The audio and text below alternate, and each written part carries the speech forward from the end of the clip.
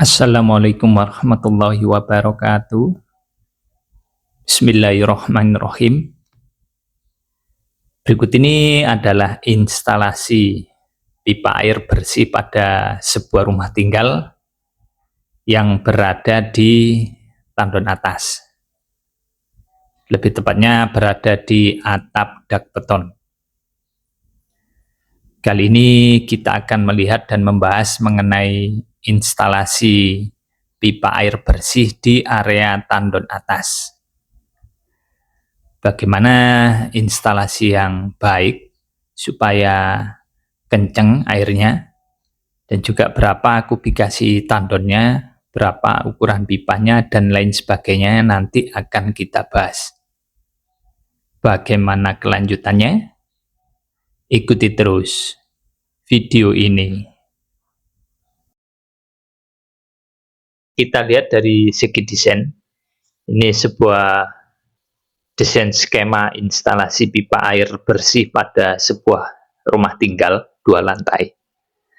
Jadi ini airnya ambil dari pipa PDAM, kita arahkan ke tandon bawah, kapasitas 3 kubik, lalu kita pompa, kita arahkan ke tandon atas dengan kapasitas tandon 2,5 meter kubik. Lalu kita arahkan ke header, dari header kita arahkan ke distribusi tiap-tiap kamar mandi. Jadi ada beberapa kamar mandi lantai 1 dan lantai 2. Jadi tiap distribusi ini tiap kamar mandi. Kalau kita perbesar seperti ini gambarnya. Jadi dari tandon bawah, dari PDAM, suplai airnya, kita pakai pipa HDPE ukuran 1 in, kita arahkan ke tandon atas. Ini area atap beton. Kita arahkan ke tandon atas dengan kapasitas 2,5 meter kubik. Dari tandon atas ini kita alirkan ke header. Kita gunakan pompa. Kita arahkan ke header pakai pipa 4 in PVC. Lalu kita arahkan lagi ke distribusi tiap-tiap kamar mandi. Ada kamar mandi lantai 1 dan lantai 2. Ini ada kodenya, kode 2, 3, 4, 5, 6, 7, 8. Ini tiap-tiap kamar mandi. Kita gunakan pipa HDPE juga ukuran 1 in.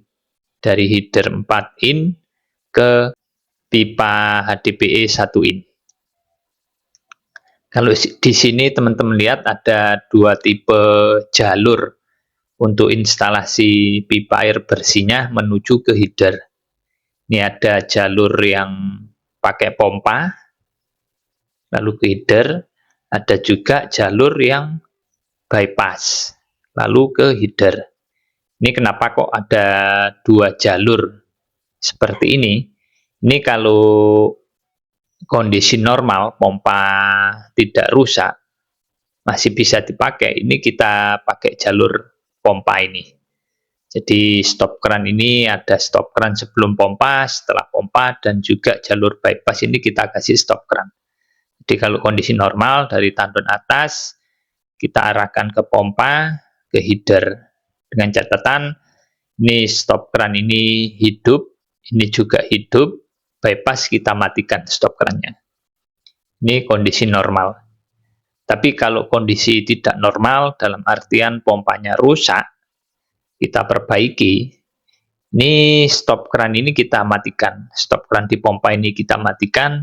Ini kita matikan. Bypass kita hidupkan. Jadi dari tandon atas ini air mengalir melalui bypass lalu ke header. Jadi kalau pakai jalur bypass ini dia mengandalkan gravitasi. Sedangkan kalau jalur pompa ini bypass kita matikan, kita pakai pompa. Ini kenapa ada beberapa jalur inlet ke distribusi. Ini untuk membuat tiap-tiap kamar mandi ini tekanannya stabil. Jadi tidak berebutan. Ini kita buat sendiri-sendiri, tiap kamar mandi sendiri-sendiri untuk distribusinya ini. Memang untuk pipanya boros, banyak pipa, tapi untuk kekencangan tiap keran titik kamar mandi ini lumayan kencang. Jadi kenapa kita pakai sistem yang seperti ini? Sistem ini biasa dipakai di hotel-hotel, tapi ini kita terapkan di rumah tinggal. Untuk lebih detail mengenai desain instalasi pipa air bersih pada rumah tinggal ini bisa teman-teman saksikan pada video di atas ini, pernah saya bahas lebih detail. Sekarang kita lihat prosesnya di lapangan seperti apa. Jadi ini dia header pipa PVC 4 in untuk instalasi air bersih rumah tinggal dengan beberapa distribusi, dan juga ini ada pompa pendorong di area tandon atas, kita beri otomatis, kita beri booster. Lalu ada juga jalur instalasi bypass dan juga pompa. Dan ini adalah tandon di area atas, tandon atas dengan kapasitas 2,5 kubik. Kita gunakan tandon stainless steel.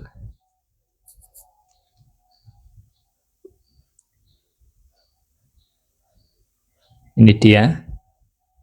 Tandonnya kita gunakan merek Profil Tank. Kenapa kita pakai yang stainless steel? Ini salah satu faktornya adalah tidak mudah berlumut. Kalau kita pakai tandon fiber atau plastik itu mudah berlumut, tapi kalau pakai stainless steel ini tidak mudah berlumut karena cahaya matahari tidak tembus, tidak masuk ke tandon.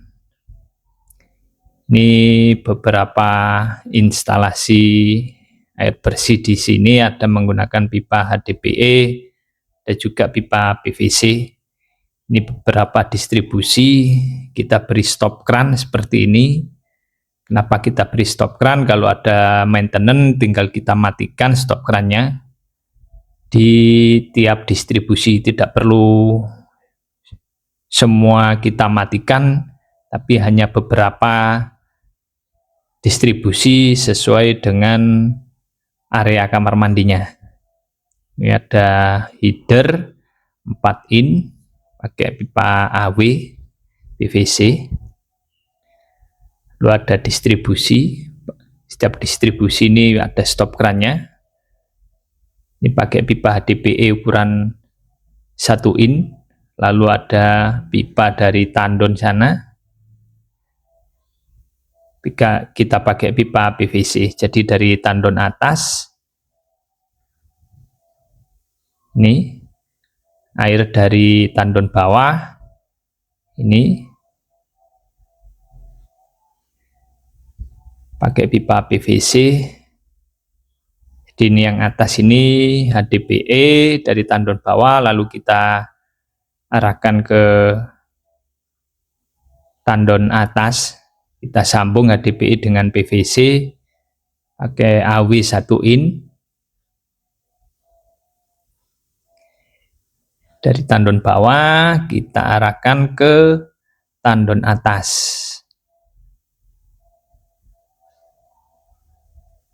Ini dia, ini tadi dari tandon atas. Lalu kita juga beri otomatis, jadi kalau airnya habis otomatis ada perintah ke pompa untuk menyalakan air agar terisi untuk tandon atasnya.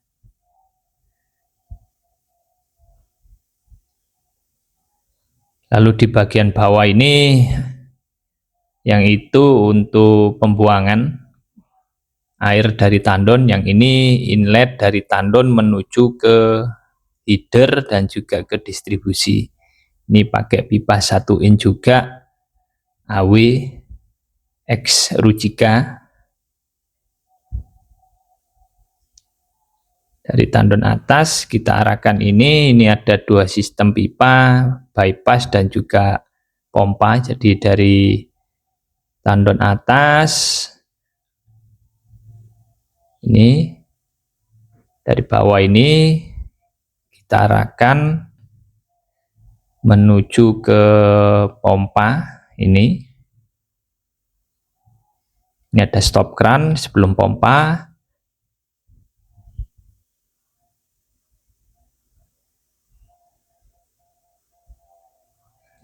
Dari tandon atas ke pompa, dari pompa kita arahkan ke header.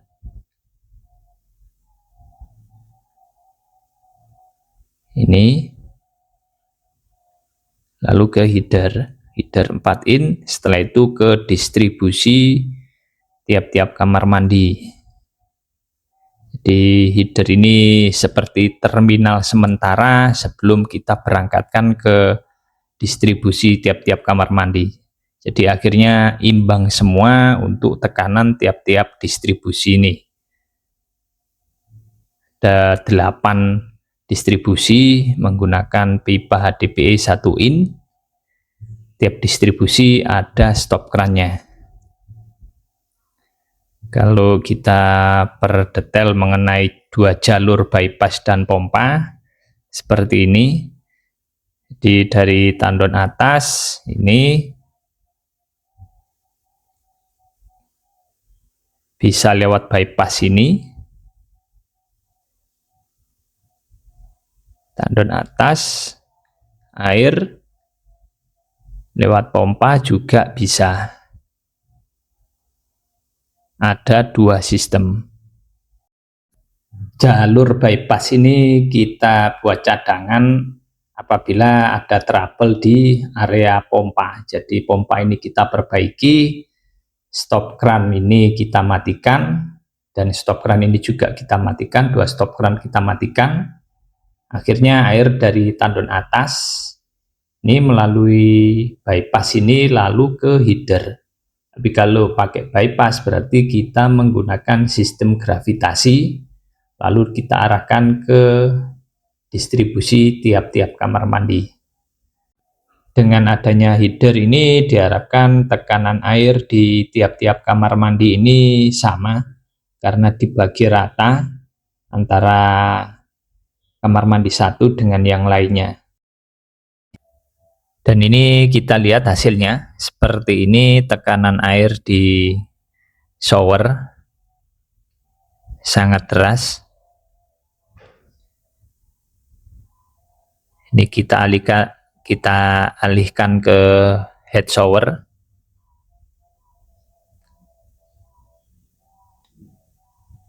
Ini kita alihkan ke hand shower. Cukup kencang airnya. Dan ini di kamar mandi yang lain, shower cukup kencang airnya. Walaupun wastafel juga kita hidupkan kerannya. Ini kita pindah ke head shower. Cukup kencang. Sekarang kita alihkan ke hand shower. Untuk kamar mandi yang lain bisa teman-teman saksikan di akhir video. Demikian penjelasan mengenai instalasi pipa air bersih pada tandon di area atas. Tadi kita bahas mulai dari desain hingga ke pelaksanaan. Terima kasih telah menyaksikan video ini, semoga bermanfaat.